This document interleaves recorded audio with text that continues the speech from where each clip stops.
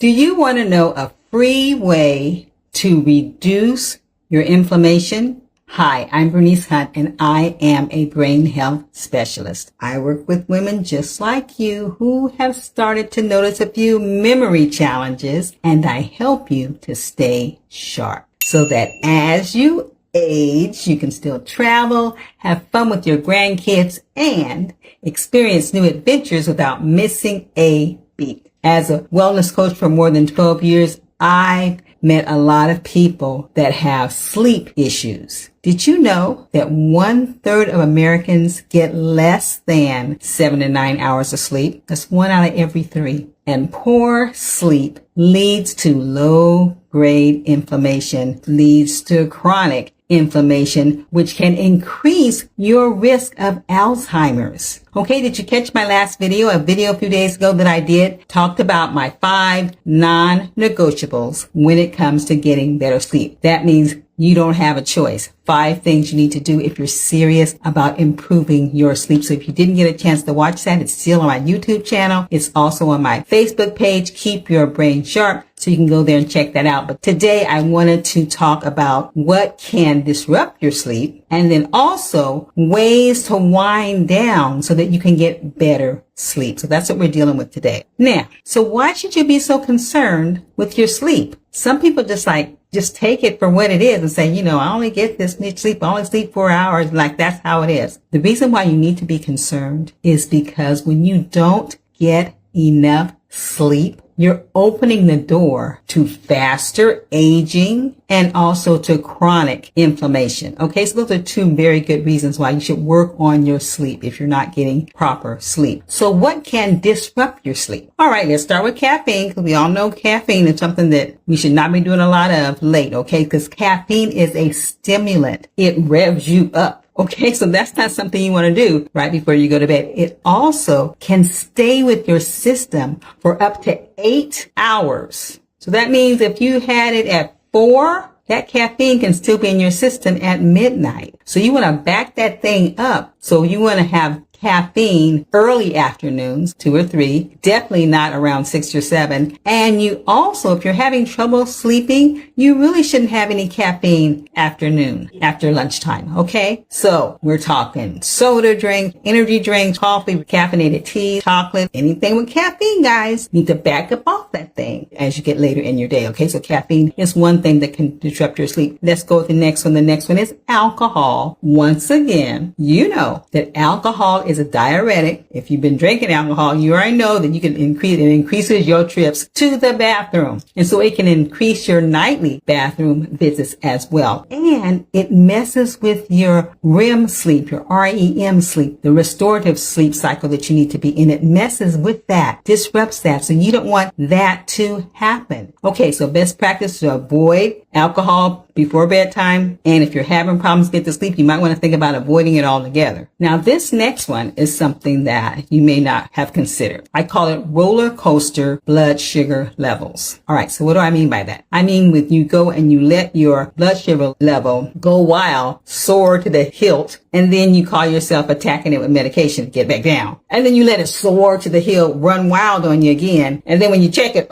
hit that medication and let it go back down. That is roller coaster. And that is not good for you for several reasons. But with regards to sleep, it causes restless sleep. Okay. If you're roller coasting during the day, you're probably going to be roller coasting during the night. That is not good for you. It's going to disrupt your sleep, wake you up because your body's dipping and tripping. Okay. So you want to balance your sugar evenly throughout your day. Eat in such a way, learn your body, learn your foods, eat in such a way so that your blood sugar level stays balanced throughout your day. Number 4, worrying. You all know what I'm talking about when you get into bed and your brain will not cut off.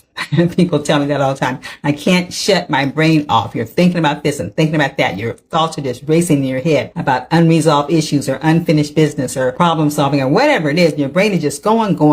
Or sometimes you are dreading going to bed because you've been having sleepless nights and been having insomnia more frequently than you ever had before or whatever. And you're tense and you're anxious to go to bed. You're worried that it's going to happen again and that you're not going to get enough sleep. So you bring that on yourself. You're sabotaging yourself when you get in bed. Some people call it sleep anxiety. Best practice for that, I got two things. One thing I do myself when I'm thinking about, thinking too hard when I get in the bed, I tell myself, I say, we're going to handle this tomorrow. We're not going to deal with this now. I'm not going to even think about this now. We're not going to discuss it right now. Some people go to the extent of writing it down. Yeah, some people go to the point of writing it down. I don't go that far, but I just talk to myself.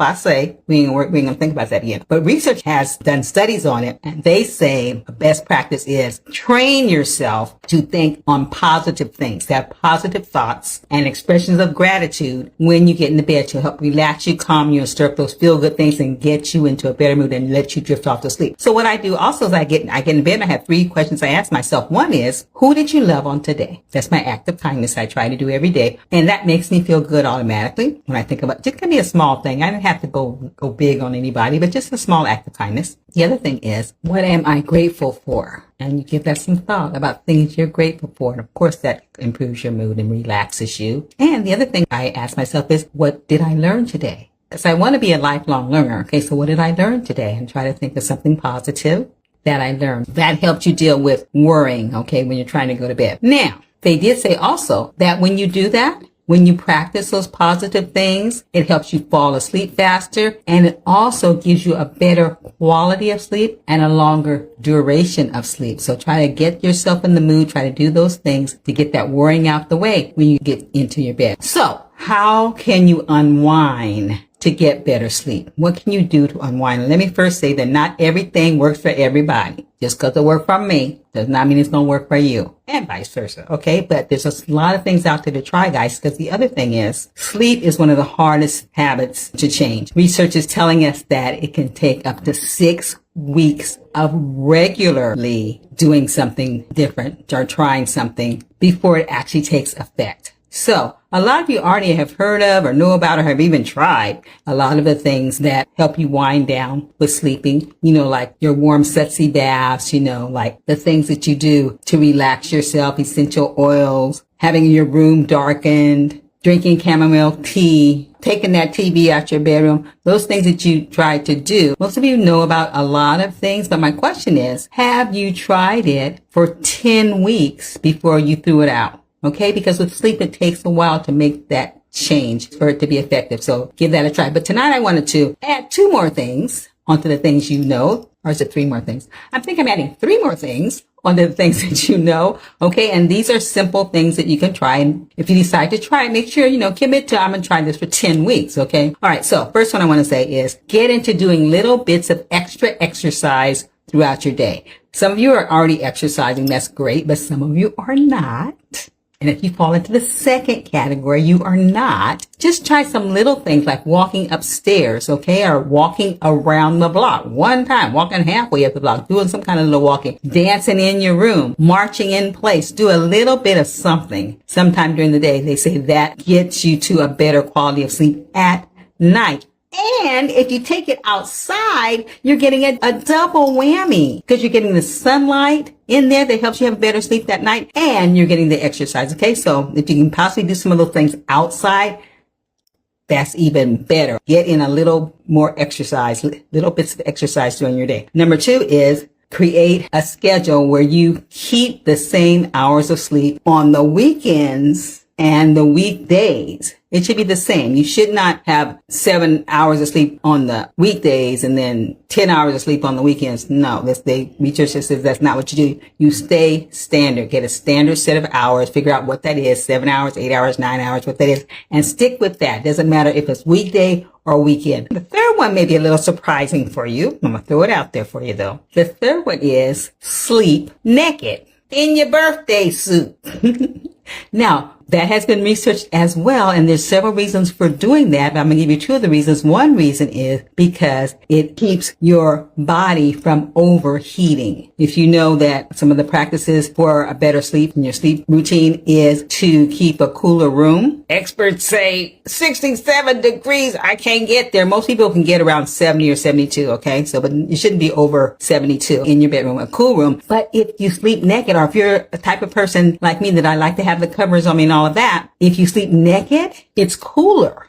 Okay, so if you can't get to 67, go to 70 and get naked. Okay, all right. So that is one thing. That's keep your body from overheating. And if you're overheating, if you're getting too hot, you're more likely to wake up. It disrupts your sleep. The other, well, not the other, but one of the other reasons why sleeping naked is good for you is because it helps your sex organs. Okay, now I'm not talking about intimacy with this. I'm talking about physically being good for your sex organs. If you're male, they say it helps you retain your sperm count. I'm just telling you what they told me, okay? If you're male, sleeping naked helps you retain your sperm count. If you're female, sleeping in your birthday suit helps you have less yeast infections. If you think about it, it makes sense because they were saying the moisture between your legs, is not good for you, and it's encouraging yeast infections. And so if you're sleeping naked, it reduces the moisture that's between your legs. And so those are reasons why they also say to sleep naked. So I thought that was interesting. I hope you did. All right. Okay, so I have some good news, guys. Good news is I'm having another Love Your Brain Zoom party in about a week or so. I don't know the exact day right now, but it's on my website. So if you go to my website, keepyourbrainsharp.com, look in the events calendar, and you'll see when the next one is. It's coming up pretty soon. So hopefully you can make it to that. It's free, guys. And I'm going to give you a lot of ways you can love your brain because your brain's destiny is in your hands.